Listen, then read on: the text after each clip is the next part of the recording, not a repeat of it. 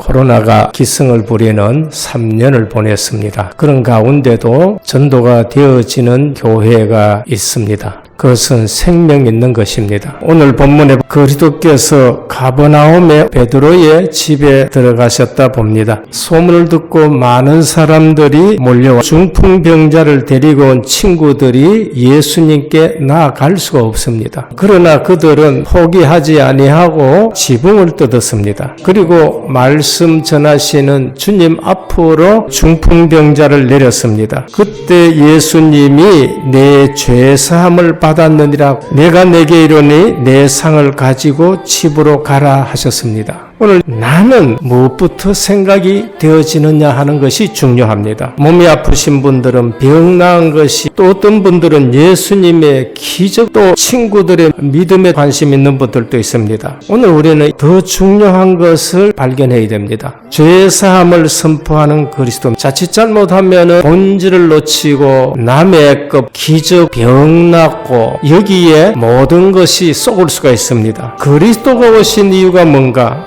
여자의 후손이 와서 뱀의 머리를 상하게 할 것이다. 하나님의 아들이 나타나신 것은 마귀의 일을 멸하려 하심이라. 내가 곧 길이요 진리요 생명이니 나로 말미암지 않고는 아버지께로 올 자가 없느니라. 지금 하나님의 아들 예수님이 오셔서 현장에서 그리스도의 일을 하신 것입니다. 오늘 이 본문을 통해서 우리에게 주는 메시지는 뭔가? 육신 문제보다 더 시급한 문제가 있다는 것입니다. 중풍병자의 소망은 중풍병에서 해방되는 것입니다. 사도행전 3장에는 도저히 소망이 없으니까 돈 몇 푼 받는 것이 소망이었습니다. 주님은 죄 사함을 먼저 선포하셨습니다. 이것은 우리에게 무엇을 의미하느냐? 영혼의 질병을 치유하는 것이 우선이라고 말씀합니다. 창세기 1장 27절 하나님은 인간을 만드실 때에 하나님의 형상대로 만드셨습니다. 그리고 복을 주셨다 했어요. 생육하고 번성하고 땅에 충만하고 땅을 정복하고 다스려라. 질병과는 상관이 없습니다. 그 축복받은 인간이 죄 문제에 걸린 것입니다. 영적 문제를 해결받지 못하면 결국 멸망을 피할 수가 없습니다. 그 육신의 질병을 고쳐놔도 또 재발하게 됩니다. 근본 원인이 치유되어야 됩니다. 네 죄사함을 받았느니라. 사랑하는 자여 네 영혼이 잘된 같이 범사에 잘되고 강건하기를 내가 간구하노라. 우리는 하나님과 함께 있어야 행복합니다. 그래서 주님은 죄 문제 해결하러 이 땅에 오신 것입니다. 인간의 죄 문제는 결국 예수 그리스도를 만나야 해결됩니다. 너희가 성경에서 영생을 얻는 줄 알고 성경을 상고하거니와 이 성경이 내게 대해서 말씀했다. 내 기도로 자녀가 축복받을 수 있습니다. 그러나 그 자녀의 구원은 개인 믿음으로 결정됩니다. 이 상을 들고 일어나 걸어가라. 내가 할 일을 죄사함 받았다는 믿음을 소중하게 여겨야 됩니다. 우리 기독교인 두 가지 사실을 아주 깊이 생각해야 됩니다. 복음을 잘 모르면 죄에 눌려 신앙생활하는 성도들이 얼마나 많은지 모릅니다. 그러나 복음 알고 나서 죄를 가볍게 여기는 사람들도 너무나도 많다는 것을 우리는 지적해야 됩니다. 우리는 그 신분 권세로 피 흘리기까지 죄와 싸우라고 했습니다.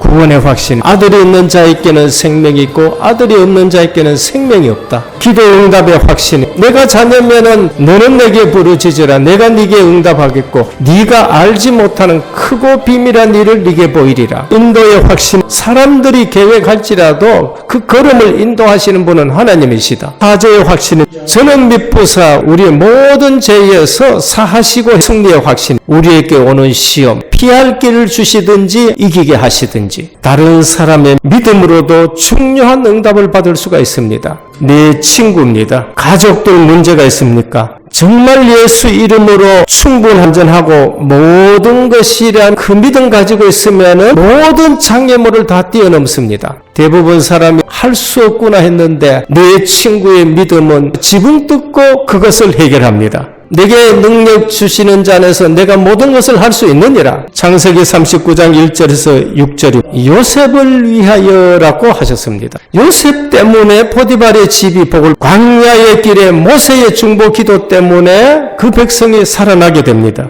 사무엘이 사는 동안에는 전쟁이 없었더래. 다윗을 위하여 솔로몬에게 내릴 일들을 하나님이 용서하셨다는 것을 말씀합니다. 에스더 한 명 믿음 때문에 유대인들이 다시 살게, 바울 한 사람 때문에 풍랑에서 많은 사람들의 생명이 구원받게 됩니다.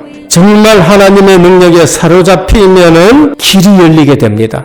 조지 물러 한 사람 때문에 2,000명 고아가 살아나는 역사가, 평소에 기도하고 헌신한 리빙스턴으로 말미암아 아프리카에 복음이 증거되었습니다. 그 이름을 예수라 하라. 그가 자기 백성을 그 죄에서 구원할 자이심이라. 그 이름을 임마누엘을 하라. 다 이렇다. 성도님들이 여기서부터 출발해야 돼요. 그리스도가 오신 이유입니다. 가버나움의 한 집에 계신다는 소문이 들린지라 많은 사람들이 모였습니다. 성도의 집의 위치입니다. 내 마음에 주님이 계신다. 그 안에 생명이 있었으니 이 생명은 사람들의 빛이라. 빛이 어둠에 비치되 어둠이 깨닫지 못하더라. 예수께서 또 말씀하여 이르시되 나는 세상의 빛이니 나를 따르는 자는 어둠에 다니지 아니하고 생명의 빛을 얻으리라. 성도는 세상에서 아주 특별한 사람이라는 것을 아셔야 됩니다. 내게 생명이 있으면 반드시 사람들이 찾아오게 됩니다. 우리 교회가, 우리 가정이 전부 다 플랫폼이 되어야 됩니다. 예수님을 만나게 하는 집과 교회는 부흥이 됩니다.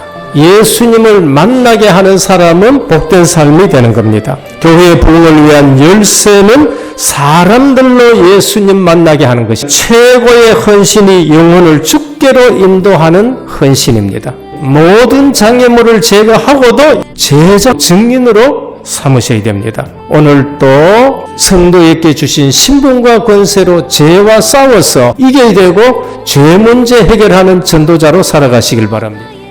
기도를 하나님께 방황 속에서 나의 말씀을 굳게 잡고 혼란 속에서 나의 증거 실현이 되도록